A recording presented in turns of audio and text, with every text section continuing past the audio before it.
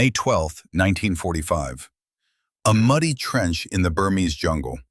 3 Gurkha riflemen crouched in darkness, listening to the sounds of at least 200 Japanese soldiers creeping through the undergrowth toward their position. Rifleman Lachhiman Gurung, 27 years old, 4 feet 11 inches tall, gripped his Lee Enfield rifle and waited. His post was the most forward position of the entire British defensive line, the key to the whole perimeter. If it fell, the Japanese would roll up the flank and slaughter 2 companies of surrounded Gurkhas. At 1:20 in the morning, the grenades started falling. Gurung watched the first one arc through the darkness and land just outside his trench. He scooped it up, threw it back. The explosion lit up the jungle for a split second, revealing dozens of Japanese soldiers rushing his position. Another grenade fell inside the trench. Gurung grabbed it, hurled it at the attackers. It detonated in midair. A third grenade landed at his feet. He reached down, picked it up, and this one exploded in his hand. The blast tore off the fingers of his right hand. Shrapnel ripped into his face, destroying his right eye. Burns covered his arm, chest, and legs.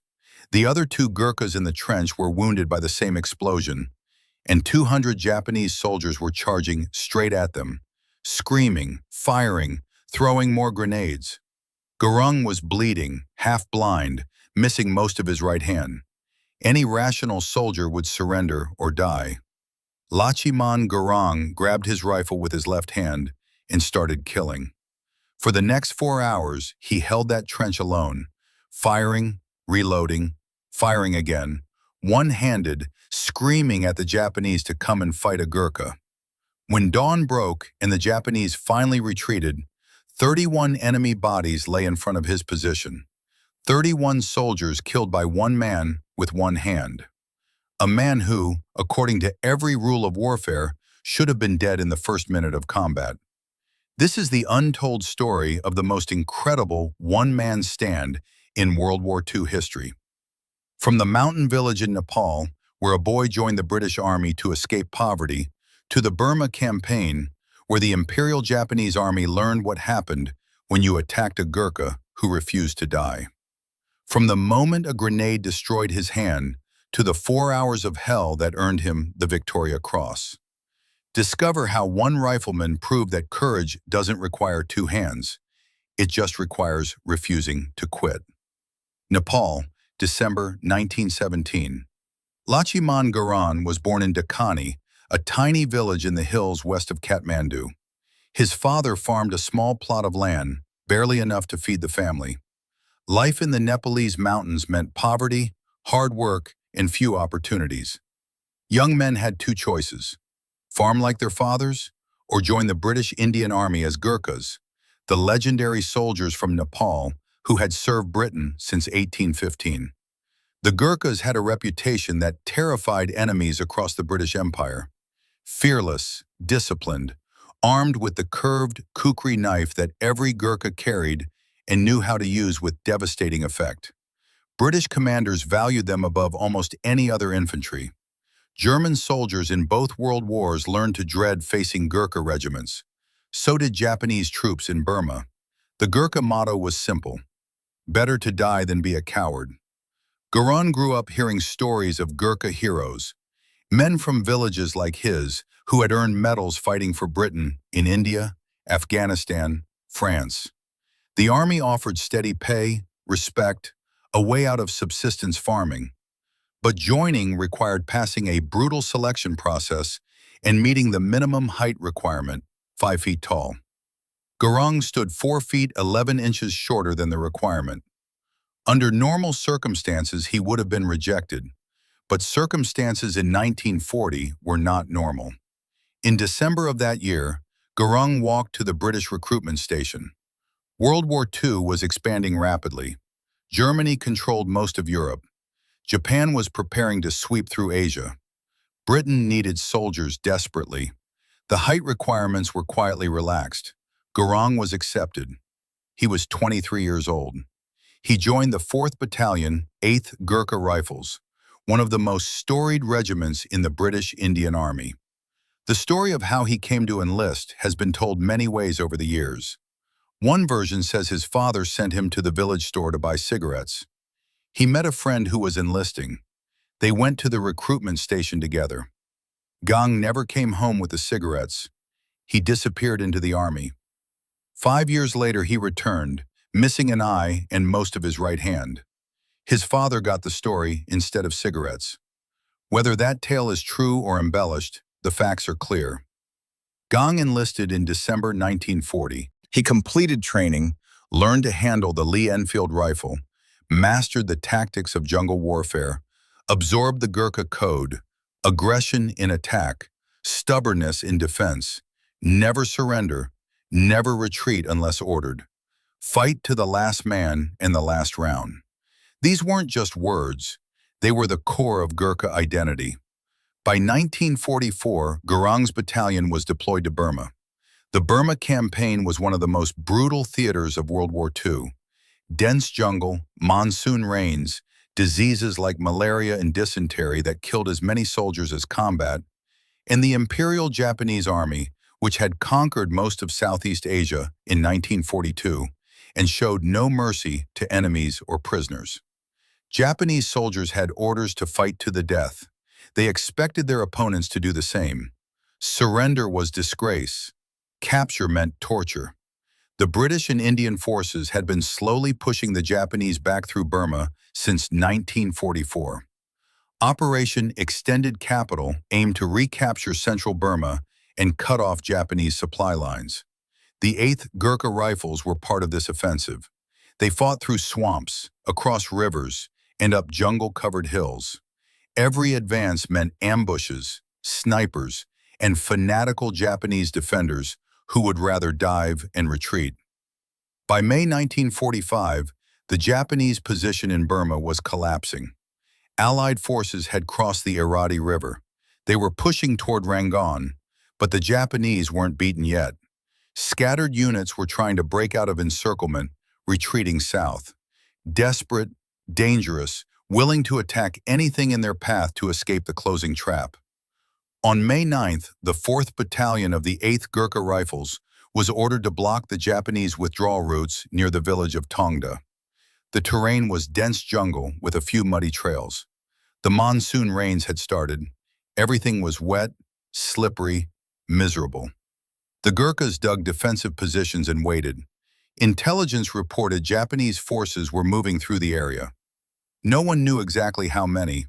No one knew when they would attack, just that they were coming.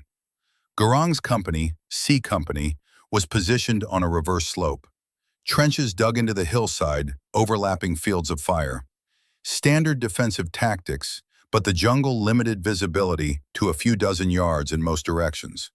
The Japanese could get close before being spotted. They were experts at infiltration, moving silently, attacking at night, overrunning positions before defenders could react. The Gurkhas had fought them before. They knew what to expect.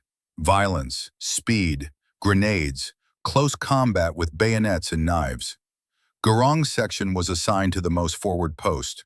3 men in a trench about 100 yards ahead of the main British line. Their job was simple and suicidal. Provide early warning. Slow down any Japanese attack. Give the rest of the company time to respond. It was the most dangerous position in the entire defensive perimeter. The first to be hit, the hardest to reinforce, the most likely to be overrun. Gurung and 2 other Gurkhas occupied that forward trench. They improved the position as much as possible, deepened the trench, piled sandbags, cleared fields of fire, placed ammunition within easy reach. Gurung also placed his cookery knife on the parapet of the trench within arm's reach. If the Japanese got that close, he would need it.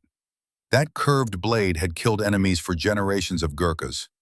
He wasn't going to be different. On the night of May 12th, the Japanese came. Not a probe, not a patrol, a full assault. At least 200 soldiers hitting C Company's position with everything they had. Grenades, machine guns, rifles, screaming charges designed to panic defenders and break through the perimeter. The entire attack was aimed at one section of the line, Gurung's section, his trench, the key to the whole position. At 1:20 in the morning, Nayak Debasing Buddha, Gurung's section commander, had just gotten all his men to stand to in their trenches when the grenades started falling.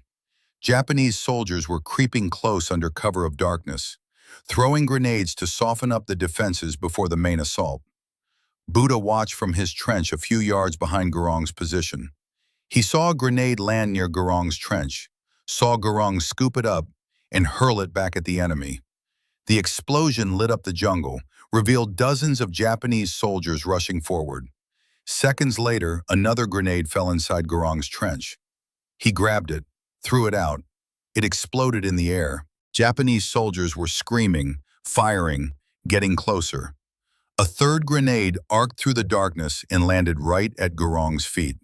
He bent down, picked it up, and it detonated before he could throw it. The blast was catastrophic. The grenade exploded in his right hand, tore off his fingers, mangled his palm. Shrapnel ripped into his face, destroying his right eye. Burns covered his right arm, chest, face. Fragments hit his legs. The force of the explosion threw him backward. Blood poured from dozens of wounds.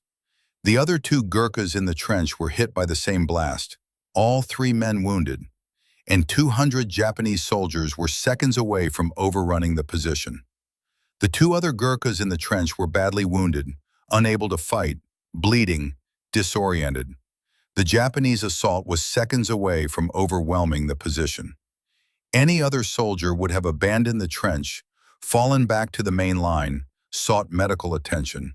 Survival instinct would have demanded it. But Lachhiman Gurung didn't retreat. He didn't even hesitate. He grabbed his rifle with his left hand. The Lee Enfield was designed to be fired right-handed. The bolt action required the right hand to cycle rounds. Gurung's right hand was destroyed, a mangled mess of blood and bone. It no longer worked. So, he improvised. He braced the rifle against his left hip, worked the bolt with his left hand, aimed with his one remaining eye, and started firing at the shadows rushing toward him through the darkness. The Japanese soldiers expected to find dead or dying defenders. They expected to overrun the trench in seconds. What they found instead was a Gurkha rifleman who was shooting back accurately, rapidly, killing the lead attackers, screaming at them in Kali, telling them to come and fight, challenging them, refusing to die.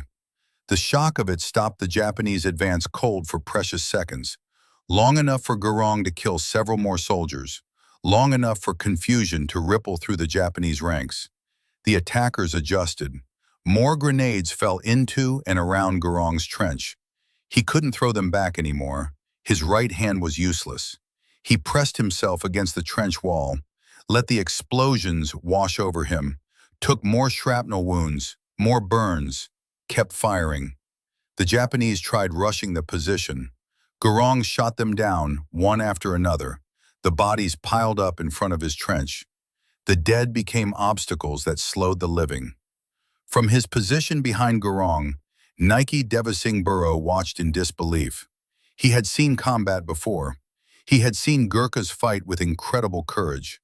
But this was something beyond normal courage. This was a wounded man who should have been incapacitated, fighting with the effectiveness of a full-strength squad.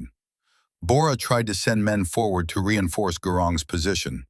The Japanese fire was too intense. Anyone who tried to reach that forward trench would be cut down before covering half the distance.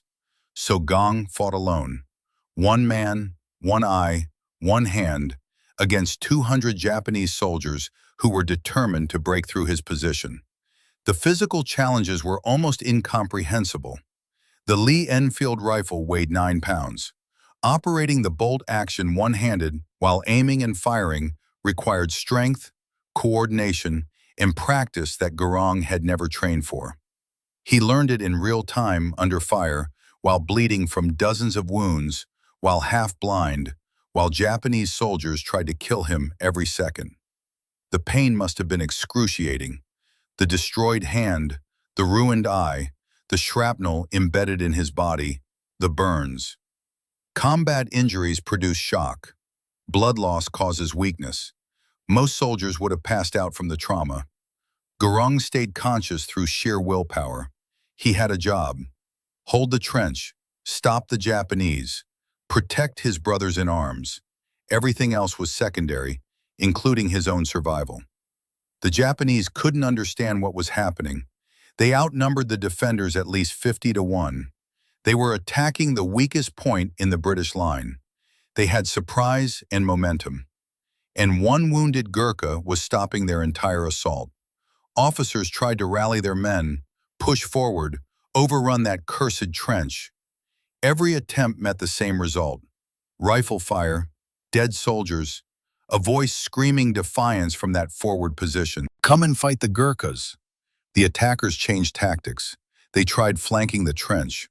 Gurung shifted his fire, covered the approaches. The jungle terrain limited the angles of attack. The narrow front meant the Japanese couldn't bring overwhelming force to bear all at once. They had to approach through killing zones, and Gung covered everyone. The battlefield was pitch black except when explosions briefly lit up the carnage. Gurung was firing at muzzle flashes, at sounds, at shadows, hitting targets he could barely see with a rifle he could barely operate. His section commander later tried to describe what he witnessed. He said Gurung fought like a demon, like something beyond human. Every few seconds, another Japanese soldier would fall.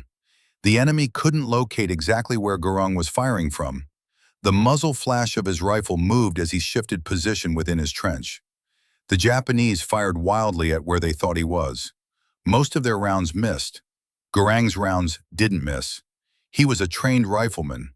Even one-handed and half-blind, he was more accurate than soldiers who could see and had both hands. Time became meaningless. The battle was a continuous roar of gunfire, explosions, and screaming. Gurung fired until his rifle was empty, reloaded with his left hand, a process that normally required two hands and took seconds. One-handed, it took longer. Every second of reloading was a second the Japanese could advance. Gong learned to reload faster, fumbled cartridges in the darkness, loaded them by feel, got the rifle back into action, started firing again. The process repeated hundreds of times through the night. The Japanese threw more grenades. Gurung couldn't avoid them all. More shrapnel wounds, more pain. He kept fighting. Blood loss was weakening him. His vision was failing from shock and injury.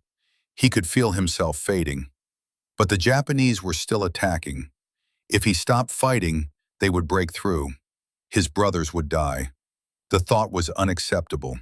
He fired another round, and another, and another. Ammunition became critical. Gung had started the battle with a basic load of rifle rounds, 50 in his pouches, 10 in his rifle. He was firing steadily. Each shot had to count.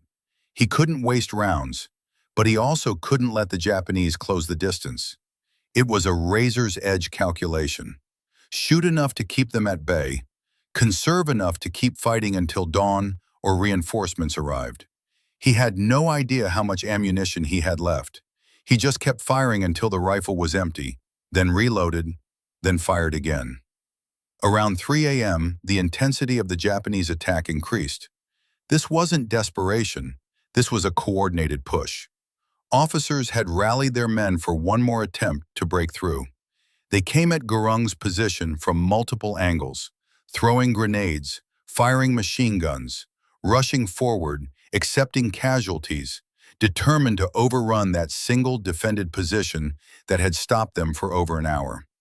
Gurung met them with the same response: rifle fire, controlled, accurate, relentless.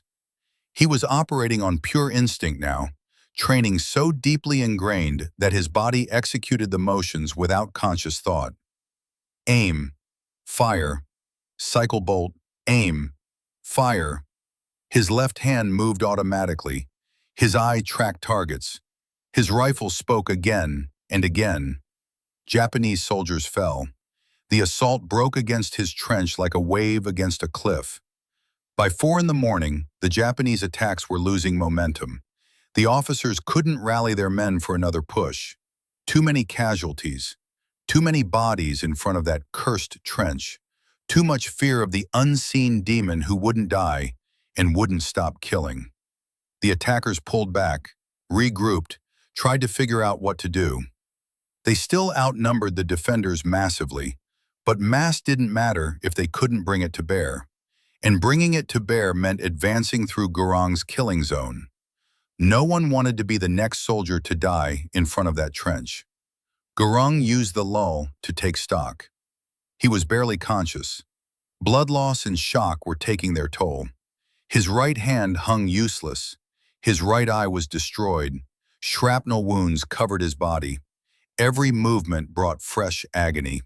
He had no idea how many rounds he had left. He felt for cartridges in his pouches.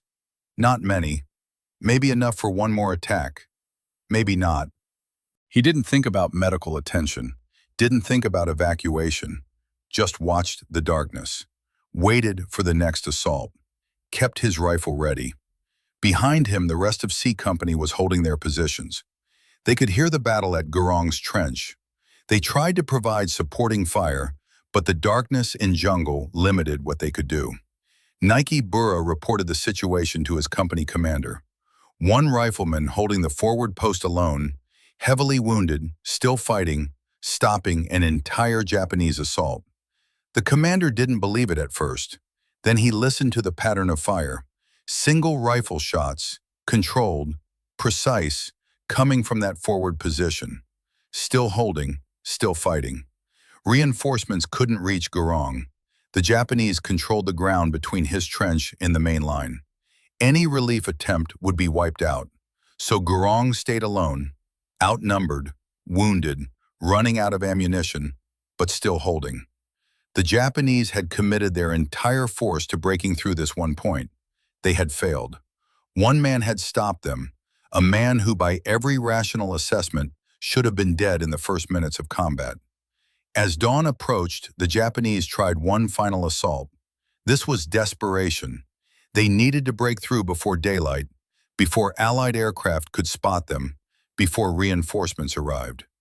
They gathered their remaining strength, charged Gurung's position one more time, screaming, firing everything they had, accepting that many would die, believing that sheer numbers would finally overwhelm that single defender.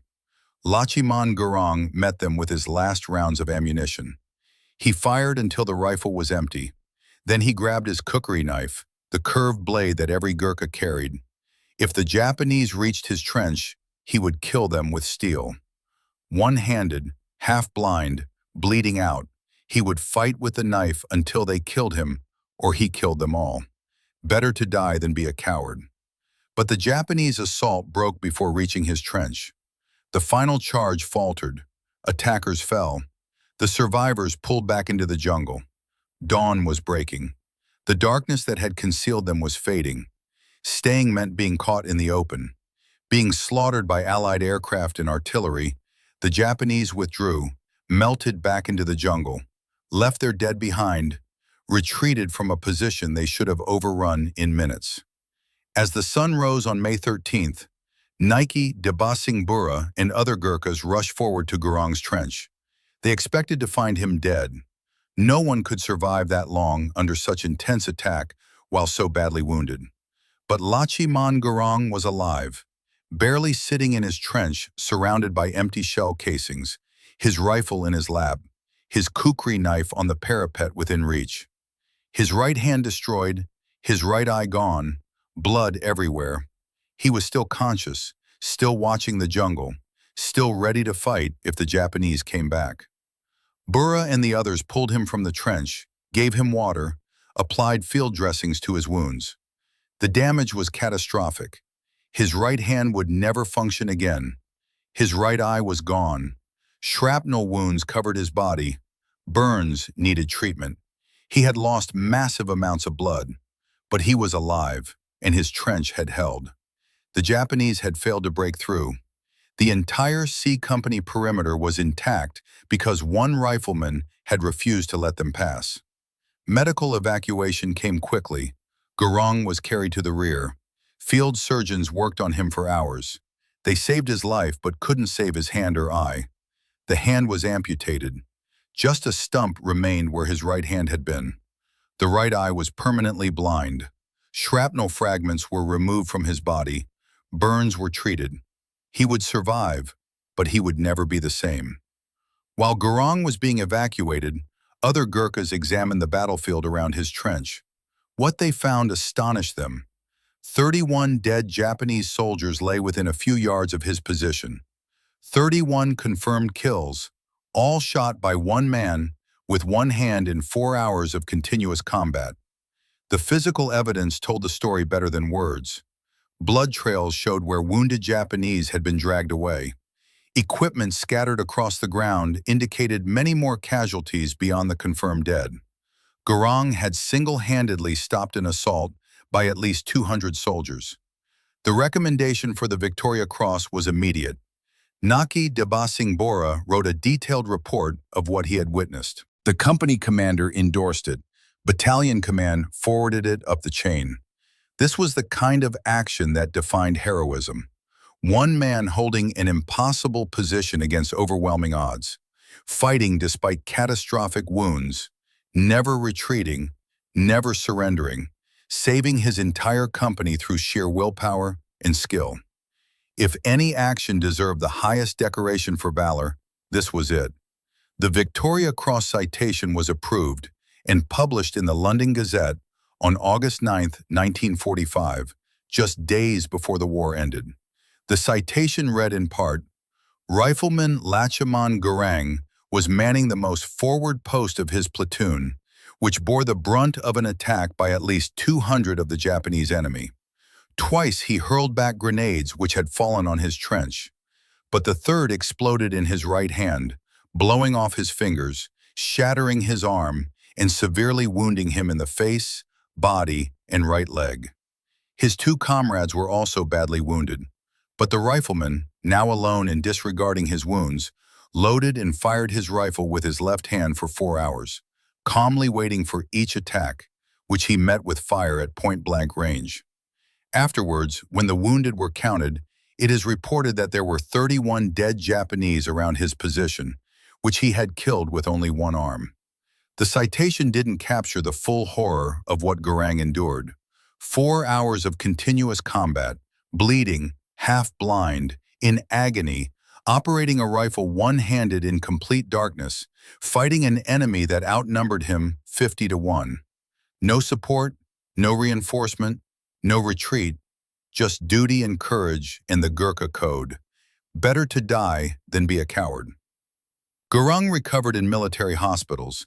The war ended while he was still being treated. Japan surrendered in August. The Burma campaign was over.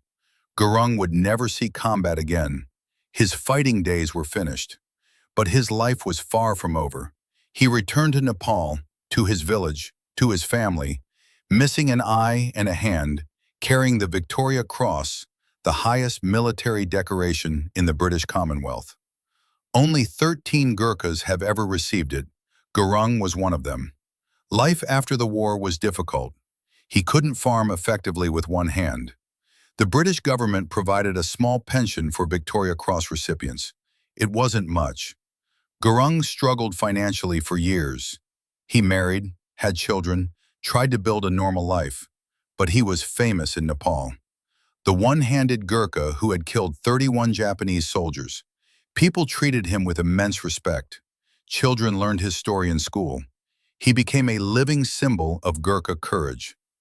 In 1995, 50 years after his action at Tongda, Gurung was invited to London for Victoria Cross commemorations. He traveled to Britain, met with other VC recipients, was honored by Queen Elizabeth II, attended ceremonies at the Imperial War Museum. People wanted to hear his story, wanted to understand how he had done what he did. Gurung's answers were always simple. I was a Gurkha. I had my duty. I did what needed doing. He lived in Nepal for the rest of his life. The British government eventually increased pensions for Gurkha veterans. Gurung received better support in his later years.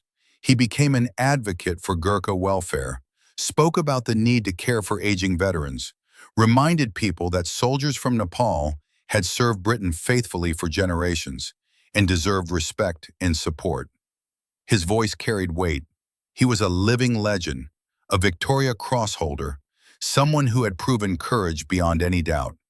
Lachhiman Gurung died on December 12, 2010. He was 92 years old. His death was mourned across Nepal and Britain. News organizations covered his passing. Military units honored his memory. He was cremated according to Hindu tradition. His Victoria Cross medal was preserved for future generations. The story of his one-man stand was told again in obituaries and remembrances. How one rifleman had done what should have been impossible. How courage and duty had overcome injury and odds. How a Gurkha had shown the world what better to die than be a coward actually meant. His legacy endures in multiple ways. The 8th Gurkha Rifles, now part of the Indian Army, teach his story to every new recruit. Young Gurkhas learn about Lachhiman Gurung the same way Gurung learned about heroes from earlier generations. The cycle continues. The Gurkha Museum in Winchester, England, displays information about Gurung's action. Visitors can read his Victoria Cross citation, see photographs of him, understand what he accomplished on that night in May 1945. But perhaps the most important legacy is what his story represents. Lachhiman Gurung was not superhuman. He was 5 feet tall in a world that preferred taller soldiers. He came from a poor farming family in Nepal. He had no special advantages, no elite training, no advanced weapons. What he had was duty, courage, the willingness to stand his ground when every instinct screamed at him to run, the refusal to quit when quitting would have been entirely justified. The Japanese soldiers who attacked his position that night were not cowards. They were experienced fighters. They had conquered most of Asia. They fought with fanatical determination. They outnumbered Gurung massively. They had every tactical advantage except one. They didn't have a Gurkha in their way. And that one Gurkha refused to let them pass, refused to die, refused to fail his duty. The Japanese couldn't understand it, couldn't overcome it, couldn't break through. 200 soldiers stopped by one wounded man who simply would not quit. Modern soldiers study Gurung's action in military meetings, trying to understand the psychology of it, trying to quantify the factors that allowed him to accomplish what he did. The truth is simpler than the analysis. Gurung was trained. He was brave. He was committed to his brothers in arms. When the moment came, he did what Gurkhas have always done. He fought. He didn't calculate odds or consider alternatives. He had a job. Hold the trench. He held it. Everything else was irrelevant. The physical challenges alone should have stopped him. Operating a bolt-action rifle one-handed requires both hands. Loading requires both hands. Aiming accurately with one eye in pitch darkness is nearly impossible. Staying conscious with catastrophic injuries and blood loss defies medical expectations. Gurung did all of it, not because he was invulnerable, but because he accepted no alternative. The trench would hold because he was in it. The Japanese would not pass because he would not let them. Simple as that. There's a temptation to view actions like Gurung's as aberrations, impossible feats that normal soldiers couldn't replicate. But Gurung would reject that interpretation. He considered himself an ordinary Gurkha doing his duty. Nothing special, nothing superhuman, just a rifleman who refused to quit. His message to future generations was clear. Courage isn't the absence of fear, it's fighting despite fear. Duty isn't following orders when it's easy, it's doing your job when it's impossible. Honor isn't winning, it's refusing to lose. The trench where Lachhiman Gurung made his stand no longer exists. The Burmese jungle has reclaimed that hillside. The battlefield is gone, the physical evidence eroded by time and weather.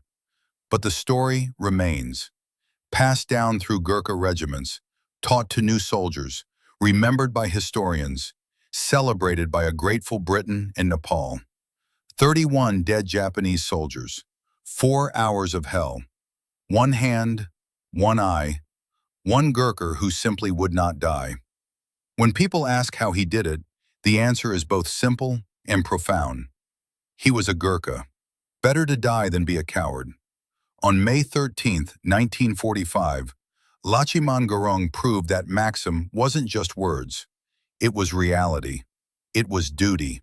It was who he was. The Japanese learned that lesson the hardest way possible, and the world learned what one man with one hand could accomplish when he simply refused to quit. If this story moved you, we'd be honored if you'd like this video. Stories like these take days of research to bring to light. Your support helps us uncover more forgotten heroes from World War II. Subscribe and turn on notifications so you never miss another incredible story from the greatest generation. We want to hear from you in the comments below. Tell us where you're watching from, your country and city. Many of you served in the military or had fathers and grandfathers who fought in this war. Did you know someone who served with Gurkha regiments?